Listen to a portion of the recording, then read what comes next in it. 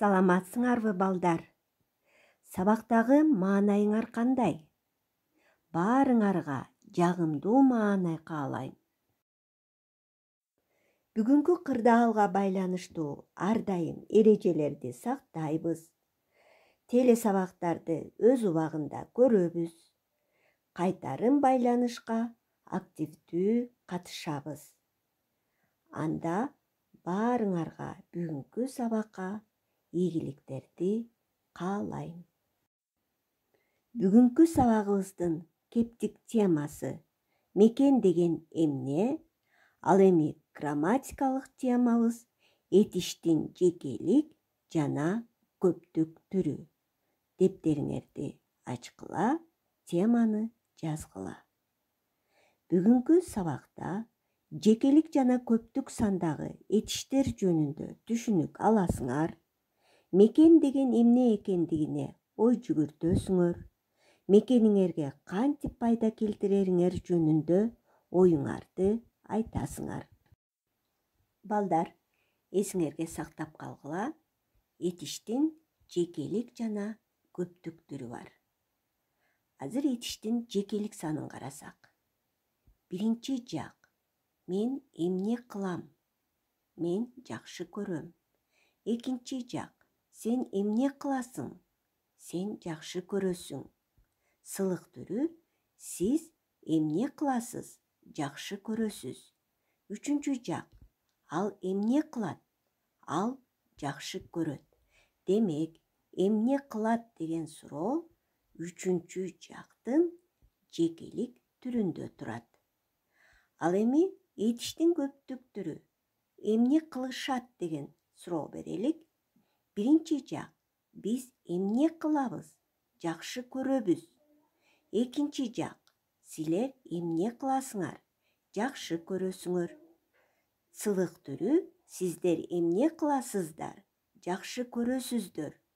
Үчүнчү жак. Алар эмне кылышат? Алар жакшы көрүшөт.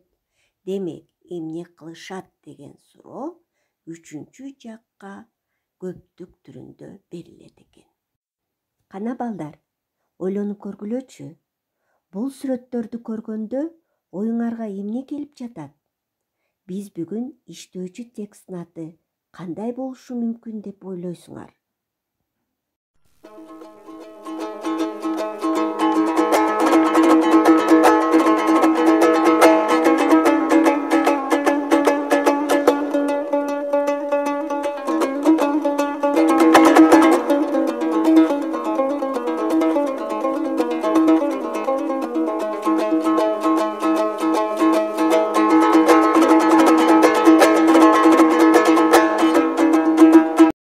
Азаматсыңар.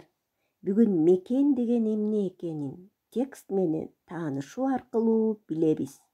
Мекен деген эмне? Эс алган жер, туулуп өскөн жер же окуган мектеппи? Анда көнүгүү иштөөгө өтөлү. 11-чи көнүгүү 86-чы бетти ачкыла.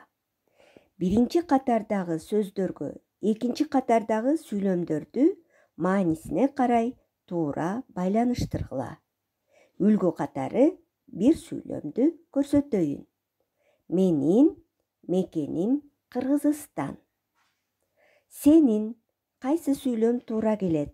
Өзүңөр ойлонуп жазгыла. Балдар, сүрөттү карасаңар, бала чоң атасы менен эмне жөнүндө сүйлөшүп жатат деп ойлойсуңар? Силер дагы билбеген нерсеңерди чоң ата, чоң апаңардан сурайсыңарбы? Эгерде сурасаңар, анда эң сонун. Карынын сөзүн капка сал дегендей, билбеген нерселериңерди чоң ата, чоң апаңардан сурап, билип, эсиңерге сактап алышыңар керек. Анда мекен деген эмне деген текстти конт коюп уккула. Сапар телевизор көрүп отуруп, сенин мекениң Кыргызстан деген сөздү укту. Мекен деген эмне? Деп сурады ал чоң атасынан. Мекен деген сенин туулуп өскөн жериң, деп жооп берди чоң атасы. Ал эми Кыргызстан дегенчи? Сенин элиң жашаган мамлекет Кыргызстан деп аталат. Анда биздин айыл Кыргызстан деп аталабы? Айылдан чыккан жолдор сени башка айылдарга, шаарларга алып барат. Мына ушулардын баары Кыргызстан деп аталат. А мамлекет деген эмне? Деп сурады Сапар. Сенин элиң жашаган жердин аймагы мамлекет деп аталат, деп түшүндүрдү чоң атасы. Мамлекетти эмне үчүн коргош керек? Сенин мамлекетиң, сенин мекениң. Эс тартып чоңойгон сайын өз мекениңе карыз экениңди түшүнөсүң. Анткени ал сени асырап өстүргөн. Сен ошол жерден дүйнөнү тааный баштагансың. Мекенди сага ата-бабаларың мураска калтырган. Текст түшүнүктүү болдубу? Жекелик жана көптүк сандагы этиштерди кезиктире алдыңарбы?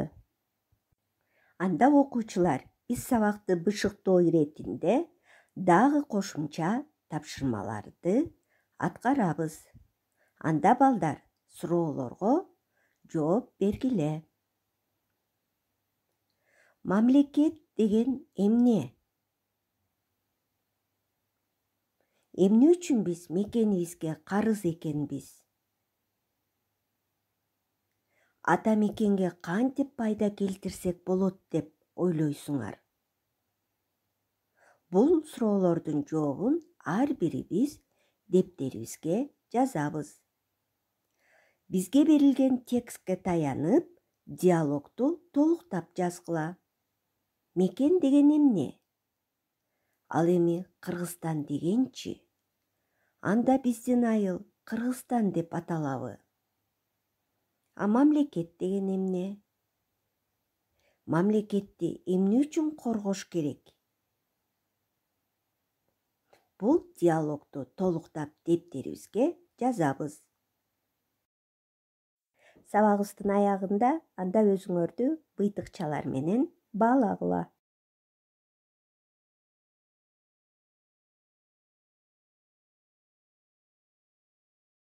Анда өзүңөрдү бааласаңар, үйгө тапшырма алгыла.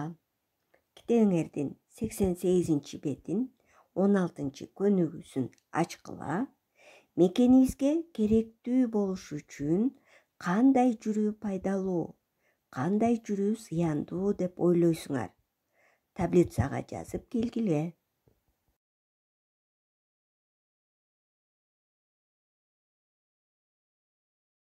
Сабагыбыз аяктады. Саламатта калгыла балдар.